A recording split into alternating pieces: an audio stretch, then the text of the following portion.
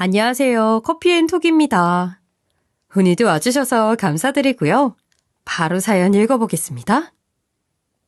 안녕하세요, 여러분. 저는 이 채널의 애청자입니다. 60이 넘은 나이지만 여러분들의 사연을 잘 듣고 있어요. 다들 힘든 일들을 많이 겪으시는데 아무쪼록 힘내시길 바랍니다. 60이 넘은 나이 여러분들에게 조언도 해주고 길잡이가 되어야 할 텐데 힘내라는 말씀밖에 드리지 못해서 죄송해요. 아쉽게도 인생이라는 거 지금 나이에도 참 어려워서 그러기가 쉽지 않네요. 저는 지금 가족 없이 혼자 살아가고 있습니다. 배우자는 물론 하나밖에 없던 소중한 딸도 하늘나라로 떠났거든요. 지금 제가 만약 혼자가 아니었더라면 조금은 평탄한 삶을 살았을까요? 적어도 딸만이라도 살아 있었더라면, 그랬었다면 그래도 지금보단 행복한 삶을 살고 있을 텐데. 40대 중반에 딸을 하늘나라로 보낸 뒤로 저의 인생은 참 어렵고 외롭습니다. 그래도 그나마 행복한 순간이 있다면 그건 제가 자고 있는 시간이에요. 꿈을 꾸고 있을 때는 현실을 잊을 수 있거든요. 특히 가끔 딸이 얼굴을 보여주곤 하는데 여전히 사랑스러운 얼굴로 엄마를 밝게 부르는 모습을 보고 났을 땐 그렇게 행복할 수가 없어요. 물론 꿈에서 깨고 나면 다시금 외로움과 눈물이 찾아오지만요. 그래도 어쩌겠어요. 그렇게라도 행복한 순간이 있어야 제가 살아갈 텐데. 그래서 저는 40대 중반부터 저녁 8시면 잠자리에 들곤 했습니다. 성실하게 살아서가 아니라 조금이라도 딸의 얼굴을 빨리 보고 싶어서요. 제 딸에게는 미안한 점이 참 많아요. 남편이 떠난 뒤로는 제가 생계 유지하기 위해 일을 해야 했기에 아침도 못 차려주고 학교를 보내야 했거든요. 그렇다고 용돈을 두둑이 챙겨줄 형편도 아니었으니 딸은 학교에서 얼마나 굶주려 했을까요? 지금 생각해도 그때 조금만 더 신경 써줄 걸, 조금만 더 챙겨줄 걸 하는 생각에 한스럽기만 합니다. 그래도 제 딸은 참 어른스러웠던 것 같아요. 저한테 불평 한마디 하기는커녕 오히려 남편을 잃은 저를 위로해주고 신경 써줬거든요. 거기다 나쁜 길로 빠지기 쉬운 환경이었음에도 불구하고 제 딸은 공부도 정말 열심히 했어요. 거기다 머리가 좋았던 건지 학원 같은 곳을 다니지 않았음에도 불구하고 매번 1등을 놓치지 않곤 했었죠. 대학도 결국 서울에서 알아주는 학교에 장학금까지 받으며 입학할 수 있었는데 정말 너무 대견하더군요. 특히 합격 소식을 듣고 왔던 날 제가 너무 기뻐서 비상금을 털어 맛있는 거 먹으러 가자고 했는데 딸은 제게 괜찮아 엄마, 그건 엄마 필요한댔어. 그리고 이건 아직 시작이니까 너무 좋아하지 마. 내가 꼭 성공해서 엄마 행복하게 해줄게. 그때 내가 정말 맛있는 밥 사줄 테니까 그때 맛있는 거 먹으러 가자. 이러는데 그 마음이 너무 고맙기도 하고 대견스러웠어요. 그런데 그랬던 우리 딸 어디로 간 걸까요? 성공하지 않아도 되는데, 행복하게 해주지 않아도 되는데, 옆에 있어만 줘도 되는데, 그저 좋은 곳 취직하고 결혼해서 행복한 가정을 이루며 살아만 가주면 전 보는 것만으로도 행복했을 텐데. 그러던 어느 날 딸은 학교에 갔다가 집으로 돌아오려고 버스 정류장에서 버스를 기다리던 중 음주운전 차량이 정류장을 들이받으면서 그대로 하늘나라로 떠나버렸습니다. 죽는 모습조차 지켜보지 못하고 인사조차 나누지 못하고 그대로 말이에요. 그날 이후로 아마 전 웃는 순간이 거의 없었던 것 같아요. 내 팔자는 왜 이럴까? 하늘은 왜 남편을 데려가고 딸까지 데려간 걸까? 그런 생각에만 빠져 정신이 나간 채로 살아왔죠. 앞에서 말씀드렸듯 꿈을 꾸는 순간만을 기다리면서요. 그래도 딸이 하늘나라에 가서도 참 효녀예요. 제가 이렇게 살고 있는 걸 하늘에서 지켜보고 있는 듯 외로워하지 말라고, 괴로워하지 말라고 수시로 꿈에 와주는 걸 보면요. 저는 정말 죽지 않으려고 삽니다. 제가 죽어서 딸과는 먼 곳으로 가게 된다면 그땐 꿈에서조차 딸의 얼굴을 보지 못할 테니까요. 이렇게 사는 절 보고 주위 사람들은 병원에 가라고 했어요. 하루하루가 위태해 보인다고. 딱 봐도 우울증이 심해 보이니까 치료받으라고요. 하지만 전 처음엔 정신과 치료를 받는 걸 거부했어요. 전 병에 걸린 게 아니라 그저 딸이 없기에 불행했던 것뿐, 우울증이 아니라 그저 행복할 일이 없었을 뿐이었으니까요. 그런 것도 모르면서 병원에 가라는 사람들의 말이 야속했어요. 그 사람들이 뭘 안다고, 딸을 잃은 부모 마음을 그들이 어떻게 알겠냐면서 한낱 우울증으로 매도하는 게 그땐 싫었죠. 그리고 그 당시엔 정신과 진료에 대한 편견도 심했잖아요. 그래서 더더욱 가지 않았어요. 그렇게 십수년을 살아 지금에 이르렀는데 나이가 들어서인지 마음이 약해지더군요. 문득 정말 이렇게만 살다가는 언제 죽어도 이상하지 않겠다는 생각이 들었어요. 딸을 잃은 이후로 밥도 건성건성 먹었었는데 최근에는 특히 더 밥맛이 없어서 거의 먹지도 못하겠더라고요. 죽으면 딸의 얼굴을 보지 못한다는 생각에 전 결국 정신과 진료를 받기로 했습니다. 정신과 진료를 받아보고 나니 생각보다 별건 없더라고요. 전 정신병자 같은 게 되는 건 아닐까 싶었는데 병원에서 내린 진단은 상실감 때문에 온 우울증일 뿐이었어요. 오히려 의사 선생님이 제 일을 공감해주고 제 얘기를 들어주다 보니 진작 올 걸 그랬다는 생각까지 들었습니다. 치료도 뭐 별게 없더군요. 약간의 약 처방과 운동을 시작해보라고 하는 권유가 다였죠. 그 후로 전 살면서 처음으로 헬스장도 등록해서 운동을 시작하게 됐어요. 그런데 운동이라는 거 힘들기만 할 줄 알았는데 생각보다 재미있더군요. 요즘 시대에 나오는 러닝머신이 기능이 많아서 신기하기도 했고 특히 매일 같은 시간대에 가다 보니 그곳 회원분들과도 저절로 친해지게 됐어요. 십수년을 사람들과 거리를 두며 살아왔었는데 오랜만에 사람들이랑 그렇게 어울리니 생각보다 즐겁더라고요. 더군다나 생판 모르는 사람들이다 보니 각자 개인사도 모른 채로 그저 운동이라는 취미를 공유하면서 친해지는 게 좋았어요. 제 아픈 과거를 말할 필요도 없었고 같이 발전해 나갈 생각만 하니까 마음이 편하더라고요. 그래서인지 운동도 더 적극적으로 할 수 있었고 그 사람들과는 점심도 같이 먹고 시간을 보내면서 자연스럽게 모임까지 결성되었어요. 그런데 그러던 어느 날 뜻밖의 인연이 제게 찾아오더군요. 여느 때처럼 헬스장 회원분들과 모여 헬스장 근처에서 밥을 먹고 있었는데 끝나고 계산을 하려고 보니 이미 계산이 돼 있더라고요. 그래서 이게 뭔 일인가 싶었는데 알고 보니 혼자 밥을 먹으러 왔던 헬스장 대표가 저희 모임을 알아보고 밥값을 내고 갔다 하더군요. 그전까지 헬스장 대표분은 저희가 운동하는 시간대에는 안 계셔서 사실 거의 본 적도 없었는데 어떻게 저희를 알아보고 신경 써주셨다는 게 너무 감사했어요. 그래서 며칠 뒤 대표방에 감사의 쪽지와 함께 직접 만든 쿠키와 커피를 남기고 왔죠. 그런데 대표한테서 따로 연락이 오더군요. 헬스장에 돈 내고 다녀주시는 것만으로도 감사해서 밥값 한번 내드렸을 뿐인 건데 따로 선물까지 챙겨주셔서 너무 감사하다고요. 그리고 같은 연배이니 운동에 관해서 궁금한 점 같은 거 있으면 편하게 물어보라고 했어요. 받은 선물을 PT 비용이라 생각하겠다면서요. 전 이게 웬 떡이냐 싶었죠. 사실 헬스장 PT는 비싸잖아요. 그래서 그런 건 업무도 못 내고 그냥 회원들끼리 가볍게 운동을 했었는데 보다 전문적으로 배울 수도 있겠다 싶었습니다.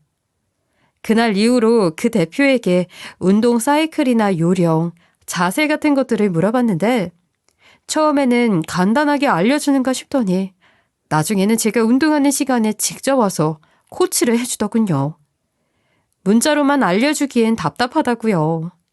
그렇게 대면으로 교육을 몇 번 받다 보니 대표와도 친해지게 되었고 어느덧 서로 식사도 한 번씩 하게 되는 사이가 되었습니다. 밥을 먹다 보니 사적인 이야기도 조금 나누게 되었는데 저랑 조금은 비슷한 처지에 있더군요. 물론 저처럼 가족을 하늘나라로 보낸 건 아니었지만 가족 없이 혼자서만 살고 있다는 점이 비슷했어요. 대표는 오래전 부인이 다단계에 빠져 빚더미에 앉게 됐는데 헬스장 5개를 처분해서 남편의 도리로 갚아준 뒤 이혼을 했다고 하더라고요. 저는 그래도 아직 헬스장 대표도 하고 있으니 재혼도 할 수 있었던 거 아니었나 물어봤는데 그 이후로는 딱히 사람을 믿지 못해서 재혼은 생각도 못하다 보니 결국 그 나이까지 혼자서 살아오게 됐다고 하더군요. 그리고 그 이후로는 우울증이 생겨서 병원도 다니다 보니 그럴 정신도 없었다고 약간 허탈스러운 듯한 웃음을 지으며 그렇게 말하는데 괜히 안쓰러운 마음이 들었어요. 밥도 혼자서만 먹는다고 하니 예전 제 모습이 생각도 나서 챙겨주고 싶은 마음도 생겼고요. 그래서 반 농담식으로 제가 밥이라도 챙겨드리냐며 말을 꺼내봤죠. 그런데 어떻게 그런 밥이라도 제가 챙겨드릴까요? 네? 에이, 회원님이 그랬다간 남편한테 혼나는 거 아니에요? 아무리 우리가 나이가 있어도 그런 건 조심해야 해요. 아유, 그러고 보니 제 이야기를 안 했었구나. 사실 저도 지금 남편이 없어요. 혼자 된 지 정말 오래됐어요. 네? 왜요? 회원님 같은 부인을 두면 전 정말 잘해줄 것 같은데. 전 그런 건 아니고 그냥 남편이 옛날에 하늘나라로 떠났거든요. 아이고, 죄송해요. 아니에요. 뭐 다 옛날 이야기인데요, 뭘. 그리고 저도 지금 정신과 다니고 있어요. 우울증이 있어서요. 사실 운동도 의사가 다니라고 해서 다니고 있는 거고. 이 이야기는 저희 모임 사람들한테도 얘기 안 한 거니까 비밀로 해주세요. 와, 정말요? 와, 우리 비슷한 부분이 좀 있네요. 어쩐지 성격도 좀 잘 맞는 것 같더라. 네? 어디가요? 하나도 안 맞는데요? 아니, 그렇게 말씀하시면 할 말이 없긴 한데, 어쨌든, 그랬구나. 혼자셨구나. 혼자인데 뭐요? 저도 혼자라고 하니 동질감이 막 새록새록 생겨요. 아니, 동질감이 생긴 것도 같긴 한데, 그보다는요?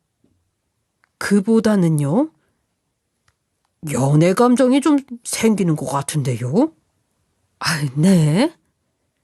저는 그 소리를 듣고 깜짝 놀랐습니다. 아니, 이 나이 먹고 연애 감정이라니? 제가 무슨 소리를 들은 건가 싶었어요. 어때요?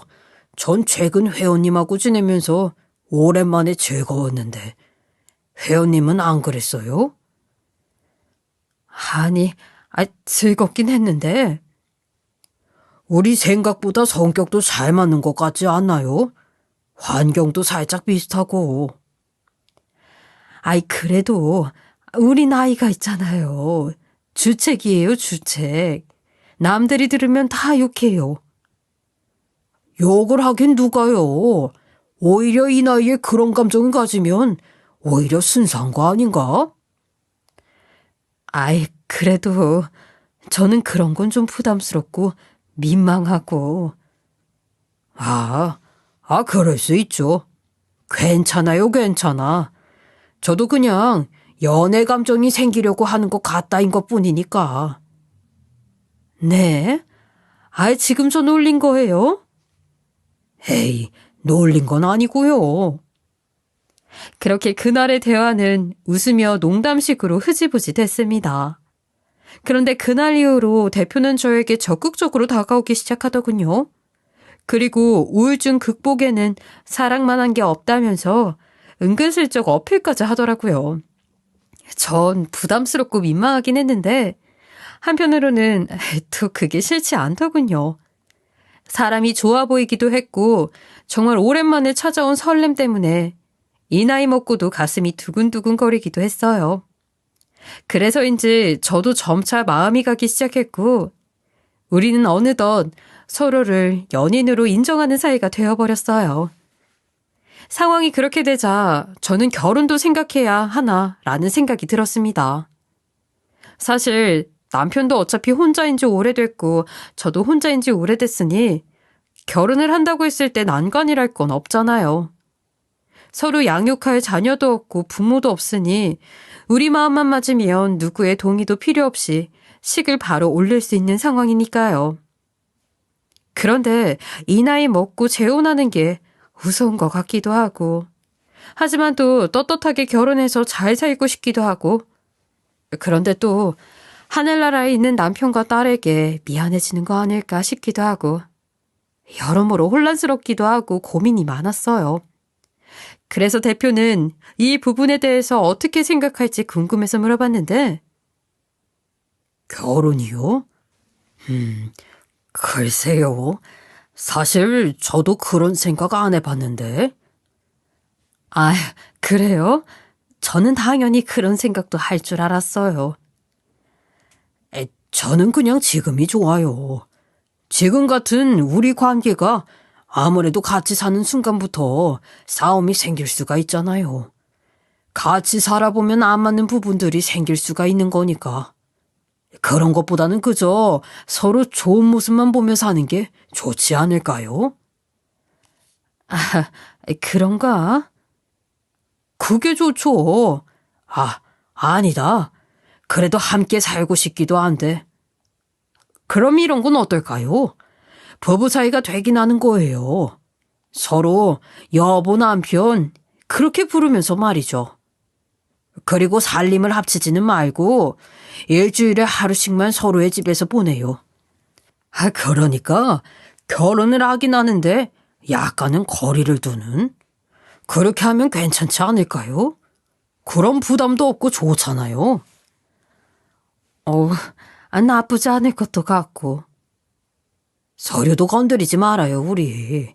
아무래도 제가 사업하는데 괜히 피해 줄 수도 있는 거니까 서류는 건드리지 말고 주변에 알리는 것도 신중하게 좀 더 생각해보고. 어때요? 아니 저는 그냥 결혼에 대해서 어떻게 생각하는지가 궁금했던 것뿐인데 왜 이야기가 이렇게 됐죠? 이야기 나온 김에 어필해보는 거죠. 생각해보니까 그렇게 하면 좋을 것 같아서. 어때요? 저 지금 프로포즈 하는 거예요? 저는 며칠 고민을 해보고 답을 하겠다고 했습니다. 아무리 약간 거리를 두면서 하는 연애와는 별다를 바 없는 사실상 명목상의 결혼일 뿐이기는 하지만 그래도 결혼이라는 말이 주는 책임감이라는 게 있는 거니까요. 하지만 결국 전 결혼을 하기로 마음먹었습니다. 만약 정말 제대로 된 결혼이었다면 많이 망설였을 거예요. 그런데 남편의 제안은 오히려 제 마음을 편하게 만들어주기도 했고 그 과정에서 보이는 남편의 배려심이 느껴져서 이 사람과는 잘 살아갈 수 있겠다 싶었죠. 그래서 결국 우린 결혼을 했습니다. 당연히 거창한 결혼식은 올리지 않았고 약소하게 둘이서만 간단히 결혼식을 올렸죠. 사실 이것도 전 안 한다고 했는데 남편이 아무리 명목상의 결혼이라 할지라도 결혼식이라는 낭만이 빠질 수는 없지 않냐고 해서 하게 됐어요. 이 나이 들어서 결혼식을 한다는 게 우습기는 했는데 또 막상 해보니 설레기도 하고 좋긴 하더군요. 특히 서로의 머리가 이미 팥뿌리가 될 나이지만 그 머리에 염색조차 못할 정도의 나이가 되어서도 살아야겠습니까? 하는 질문을 서로 하는데 엄청 웃었어요. 그리고 결혼사진 비슷하게 웨딩드레스를 빌려 사진도 찍었는데 그곳 사진사도 저희에게 리마인드 웨딩을 하시는 거냐 묻더라고요. 그 말에 남편과 함께 눈이 마주쳐 푹 하고 웃고 말았네요. 그렇게 약소하게 결혼식을 올린 뒤 신혼여행도 다녀왔어요. 그리고 우린 앞에서 약속한 대로 일주일에 하루씩만 서로의 집에서 지내기로 했어요. 하루씩만으로도 잡은 건 너무 좀 짧았나 싶기도 했는데 생각보다 괜찮더군요. 적당히 거리를 둔다는 게 서로 다툴 일도 없고 좋더라고요. 같이 사는 날보다 같이 살지 않는 날들이 더 많았지만 그래도 부부가 됐으니 전 밥은 꼭 제대로 챙겨주고 싶었어요. 특히 남편은 제 요리를 좋아해주고 칭찬도 잘해주다 보니 저는 더더욱 신을 내서 남편을 챙겨줬어요. 남편 집에 가는 날에는 남편 냉장고를 꽉꽉 채워주기도 했고 헬스장에서는 도시락까지 싸주기도 했죠. 그런데 남편 입맛은 예상외로 어린아이 입맛이더군요. 먹고 싶은 것 없냐고 물어보면 소시지니 햄이니 동그랑땡이니 그런 것들을 주로 말하더라고요. 심지어 조금만 매워도 못 먹어서 땀을 뻘뻘 흘리니 김치도 이왕이면 씻어서 줬으면 좋겠다고 하는데 그 모습이 귀엽기도 하고 재미있기도 했습니다. 아유, 이 나이에 귀엽다고 해서 죄송하네요. 하지만 생각해보세요. 헬스장 대표답게 몸이 우락부락한데 김치도 씻어서 달라고 하니 아무리 늙었어도 안 귀여울 수가 있나요? 그런데 또 아이 입맛과는 다른 우락부락한 덩치답게 식성은 엄청났던 건지 냉장고를 그렇게 꽉꽉 채워줘도 그 다음 주에 가보면 냉장고가 텅텅 비어있더군요. 평소에 저랑 먹을 땐 그렇게 많이 먹는 사람은 아니었는데 그걸 다 비우는 게 신기했어요. 아유, 여보. 그걸 어떻게 혼자서 다 먹는 거야? 나랑 밥 먹을 땐 조절하는 거야? 차라리 여보는 유튜브 하면 잘 되지 않을까? 나이가 들어서도 대식가라고 하면 요즘 사람들 좋아할 수도 있는데. 뭐? 아유, 아니야. 나 밥 그렇게 많이 못 먹어. 응? 그럼 내가 해준 것들은 어떻게 먹는 거야? 그거 나 혼자서 먹는 게 아니고 점심에 직원들이랑 밥 같이 먹으니까 그때 같이 챙겨가는 거야. 그럼 맛있는 음식 나 혼자서만 먹으면 섭섭하잖아. 안 그래? 좋은 건 널리 널리 알려야지. 그런 거였어? 덕분에 요즘 직원들이 나를 더 좋아하고 따르는 것 같더라. 역시 내가 우리 아내를 참 잘 만났어. 아내 덕을 내가 많이 보내. 에이, 그냥 조금 신경만 쓰는 건데 뭐. 어쨌든 다들 좋아한다니 다행이네. 저는 그 이후로 남편의 냉장고에 빈자리가 없도록 더욱 신경 써주었습니다. 그런데 사모님,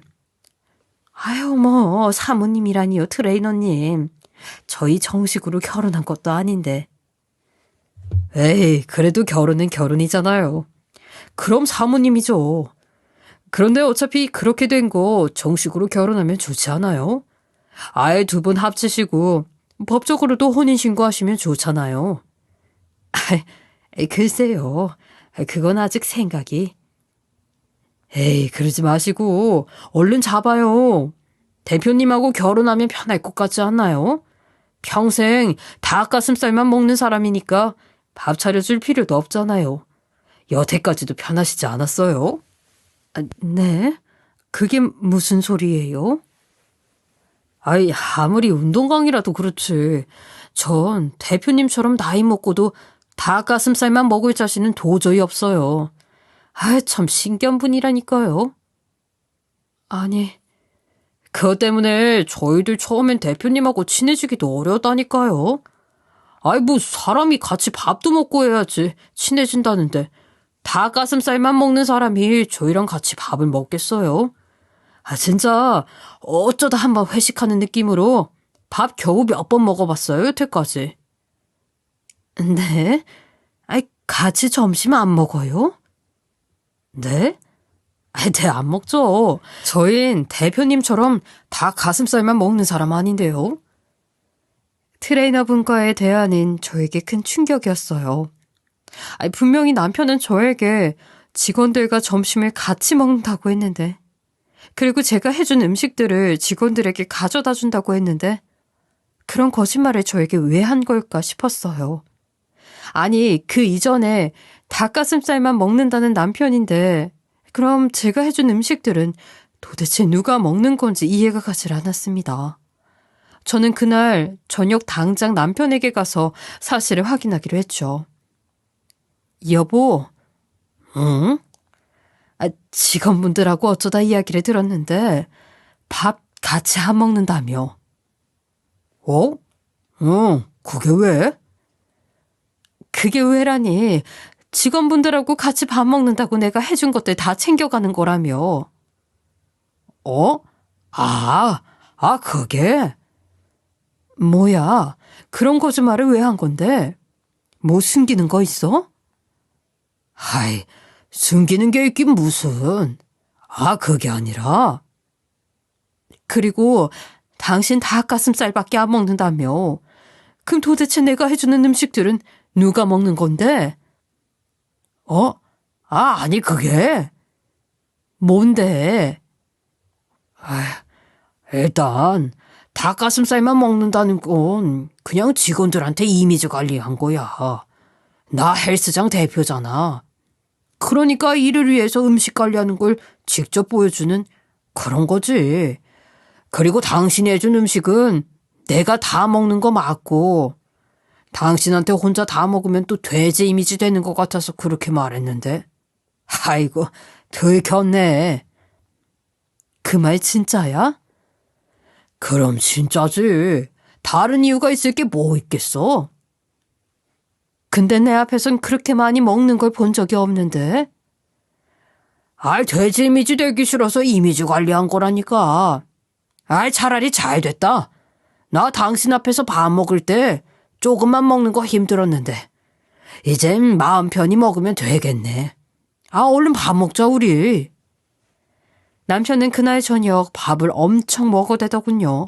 그렇게 먹는 모습이 처음이라 그런 모습의 남편이 어색하긴 했지만 그래도 남편의 해명이 사실인 것 같아 조금 마음이 풀리긴 했어요.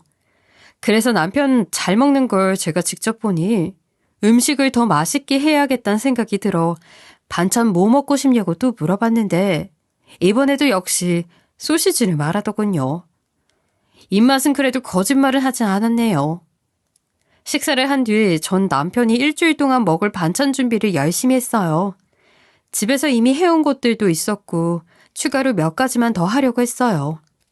다 하고 나니 8시쯤이었는데 평소 잠을 자던 시간이 되어서인지 아니면 급격하게 스트레스를 받았던 탓인지 급격하게 잠이 쏟아져서 전 일찍 잠자리에 들기로 했습니다. 남편은 혼자 영화라도 한 편 보고 난 뒤 방으로 오겠다면서 거실에 남더군요. 그리고 이내 곧 잠이 든 저는 꿈속에서 아주 오랜만에 딸을 만나게 됐습니다. 사실 운동을 시작한 이후, 대표를 만난 이후로는 꿈속에서 딸을 본 지가 좀 됐었어요. 그래서 딸이 혹시 서운했던 걸까 싶어 걱정이 좀 되기도 했었는데 다시 꿈에 나타나줘서 다행이란 생각이 들었어요. 그런데 꿈에 나온 딸의 상태는 좀 이상했어요. 우리 딸은 울면 코끝이 빨개지곤 했는데 코가 빨개진 상태로 한참을 울더라고요. 아픈 건지 아님 안 좋은 일이 있는지 가슴이 미어졌습니다. 전 우는 딸을 달래면서 무슨 일이냐고 왜 그러냐고 계속 묻는데도 딸은 대답도 없이 울기만 했어요. 그러다가 어느 순간 눈물을 뚝 그치더니 무서운 표정으로 그 남자는 절대로 안 돼. 믿지 마. 이러더군요. 제가 딸에게 그게 무슨 말이냐고 물었는데 딸은 계속 그 말만 반복해서 할 뿐이었어요. 그러다가 꿈에서 깨어났는데 너무 마음이 안 좋아서 잠이 확 달아나더군요. 처음에는 딸이 내가 누군가와 재혼하는 것을 싫어하는 걸까 싶었습니다. 하지만 곰곰이 생각해보면 딸이 제가 그러는 걸 싫어할 리는 없었어요. 생전에도 엄마 빨리 좋은 사람 찾아서 재혼해. 요즘에는 황혼에도 다 결혼하고 그런다는데 지금 엄마 나이면 재혼해도 아무도 뭐라고 안 해. 나도 신경 쓰지 말고 엄마가 행복해야 나도 행복하니까. 이랬던 딸이니까요. 대체 그럼 왜 그러는 걸까 싶어서 마음이 안 좋고 싱숭생숭해서 냉수라도 한 사발 들이마셔야겠다 싶더군요. 그래서 남편 영화 보는데 방해 안 되도록 조용히 방문을 열었는데 어슴풀에 냉장고 문이 열려 불빛이 새어나오는 게 보였어요. 내가 없을 때 잘 먹는다더니 정말 그런 건가 싶어 숨죽이고 한 번 더 지켜봤죠. 그런데 남편은 본인이 음식을 꺼내서 먹는 게 아니라 다른 곳에 반찬을 옮겨 담기 시작하더군요. 도시락을 싸는 정도가 아니라 냉장고에 있는 음식을 꽤 많이 담기 시작했습니다. 그러더니 그와 동시에 끼익 하며 현관문이 빼꼼 열리더니 작은 발 하나가 보이더군요. 딱 봐도 어린아이 발이었어요. 전 이게 무슨 일인지, 혹시 잠에서 덜 깨서 아직 꿈을 꾸고 있는 건가? 아니면 저건 귀신인 건가 싶었습니다. 이 집에 어린아이가 문을 혼자 열고 들어올 일은 없잖아요. 그래서 그 상황이 너무 무서워서 가위라도 눌린 것 마냥 아무 말도 못하고 그저 숨죽이고 지켜만 보게 됐습니다. 그런데 그 무서운 상황은 저에게 다른 충격으로 다가오게 되고 말았어요. 문만 빼꼼 열린 뒤 집에 들어오지 않던 아이에게 남편은 반찬을 담은 가방을 들고 가더라고요. 그리고 아이와 남편의 대화 내용이 들리는데, 아빠, 우리 들어가면 안 돼? 쉿, 안 돼. 거기 있어. 자, 이거 들고 거기 가서 일단 먹고 있어. 알았지? 먹고 싶은 거 있으면 아빠한테 또 이야기하고. 이번에 소시지 반찬 많이 넣었어. 아빠가 꼭 갈 테니까 사이좋게 지내고 있어야 한다. 알았지? 알았어. 아빠라는 단어를 남편 입에서 듣게 되자 전 너무 놀라서 기절할 뻔했어요. 하지만 이내 정신을 잘 부여잡고 전 현장을 놓치면 안 된다는 생각에 그대로 현관문 쪽으로 달려나가서 문을 벌컥 열었습니다. 그러자 남편과 아이 셋이 놀라서 저를 쳐다보더군요. 똘망똘망해 보이는 남매 셋, 얼추 초등학교 저학년쯤 되어 보이는 아이들이었어요. 그리고 남편은 저를 본 뒤 고개를 푹 숙이더니 어떻게든 모면하려고 아이 셋에게 빨리 가라며 밀어내더군요. 아이들은 그래도 눈치가 있는 건지 주춤주춤 눈치를 살피다가 달아나듯 도망가 버렸습니다. 저도 어린 아이들에게 어떤 피해도 주고 싶지 않아서 아이들을 쫓지는 않았어요. 중요한 건 남편과의 대화니까요. 지금 뭐야? 그게 거짓말할 생각하지 마. 내가 바보도 아니고 이 정도면 무슨 상황인 건지 대충 감이 오니까 이번엔 아무리 둘러대도 안 통해. 아니, 둘러댈 만한 변명이 있을 수 있긴 한가? 그게 그러니까. 됐다. 그냥 핸드폰 가져와. 그리고 잠금 풀어봐. 여보 소리 그만하고. 지금 많이 참고 있어. 얼른 풀어. 핸드폰 잠금이 풀리고 1시간가량 핸드폰을 살펴보니 모든 것이 한눈에 파악이 되더군요. 남편의 과거는 생각보다 더 충격적이었어요.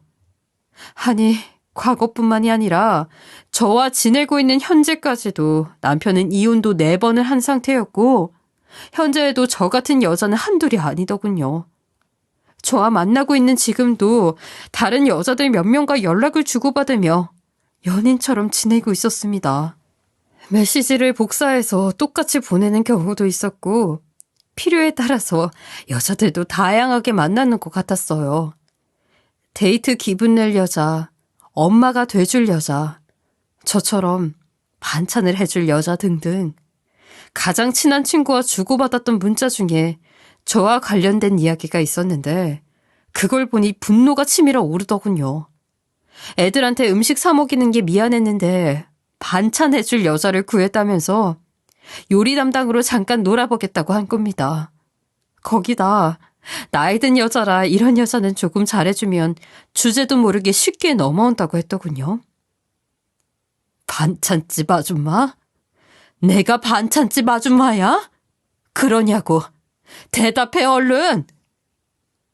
여보. 여보라고도 하지 마. 내가 이 나이 먹고 이런 꼴을? 그게 아니라 시끄러. 남편은 계속 고개를 떨구고 뭐라고 변명할지를 생각하는 것 같아 보였는데 그 상황에도 잘못했단 말을 꺼내지 않고 있는 모습에 더 화가 치밀어 올랐어요. 무슨 물건이라도 집어던지고 싶은 마음이 굴뚝 같았는데 순간 옆에 남편이 아이들 덜어주려고 꺼내놨던 김치통이 눈에 보이더군요. 아직 뚜껑이 닫혀있지도 않았던 김치통. 전 그걸 그대로 그 인간 머리통에 확 부어버렸어요. 아, 이게 무슨 짓이야? 그건 내가 할 말이야, 이 쓰레기야. 너 다신 내 앞에 나타나지 마. 그리고 너랑 지금 만나고 있는 여자들한테 너 정체가 뭔지 다 까발려줄 거야. 나이를 먹었으면 나이값 좀 해. 정신 차리고 살라고. 늙어서 욕 먹다 뒤지기 싫으면. 전 그 후 그 인간 연락처에 있는 그 여자들의 전화번호를 모두 제 핸드폰에 등록한 뒤 그 집을 나왔어요. 집을 나오자 그간 우리가 나눈 대화며 인생 자체가 거짓이었다는 걸 깨닫고 눈물이 나더군요. 이 나이에 이런 배신감을 느끼고 눈물이 날 줄은 꿈에도 몰랐네요. 이런 놈이랑 잠시나마 노후를 함께 보낼 생각을 했던 게 너무 무서웠어요. 돌아보면 꿈에서 나왔던 딸이 이 사실을 알고 저를 잠에서 깨워준 건가 싶었어요. 지금 당장 깨어나서 진실을 확인하라고. 그래서 그토록 이 남자를 만나지 말라고 울었던 거겠죠.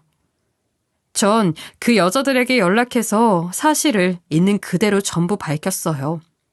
참 다양하더군요. 그 나이에 어떻게 꼬셨는지, 심지어 젊은 여자도 있었고 아마 돈도 있고 헬스장 대표답게 몸도 좋으니 그런 게 가능한가 봐요. 오래 만난 여자도 있고 최근에 만난 여자도 있고 참 가지가지한다 싶었습니다. 그래도 그 여자들의 인생은 구할 수 있어서 다행이었네요. 아이들은 전 부인과 전 부인에게서 10년 전쯤에 낳은 아이들이었어요. 이혼 사유도 그 쓰레기가 바람을 피워서더군요. 사람 참 한결같았어요. 아이들은 무슨 죄라고 어머니도 없이 그런 쓰레기 밑에서 그렇게 자라야 하는 건지 그걸 생각하니 그런 인간과 그나마 빨리 헤어질 수 있었던 사실이 다행이라는 생각이 들었습니다. 특히 법적으로 부부가 된 게 아니라서 정말 다행이었죠. 돈도 얽힌 것도 없었고 물론 제 인생에 들어온 것만으로도 큰 피해였지만요. 이렇게 나이가 들어서도 이런 일을 당할 수 있다는 게 인생이란 참 쉽지 않은 것 같아요. 그래도 오히려 마음은 편해진 것 같습니다. 아니, 굳건해져야겠다는 마음이 들었달까요? 우울증에 빠져 있었기 때문에 저런 쓰레기의 정체도 몰라보고 기대를 하게 되니까 결혼까지 했던 게 아닐까 싶어서 저는 강해져야겠다는 생각을 하게 됐어요. 몸뿐만이 아니라 마음까지도요. 저는 이제 혼자서도 충분히 세상을 잘 살아가도록 누구에게 의지할 필요도 없이 즐겁게 살아갈 수 있도록 건강관리도 하며 좋은 모습으로 남은 일생 보내려고 합니다. 그렇게 살다가 하늘나라로 가면 죽은 남편과 딸이 저를 다정스럽게 맞이해 주겠죠. 그때 제가 당당한 모습이 될 수 있도록 힘을 내겠습니다. 딸이 또 울게 만드는 일은 절대 만들지 않을 거예요. 여러분들도 항상 건강관리 잘 하시고 본인의 행복을 위해서 잘 살아가시길 바랄게요. 나이만 먹었지 변변찮은 조언은 못해드려서 죄송하고 힘내세요. 아니, 우리 같이 힘냅시다. 지금까지 커피앤톡이었습니다. 오늘도 끝까지 함께해 주셔서 감사하고요. 다음 영상으로 또 찾아뵙겠습니다.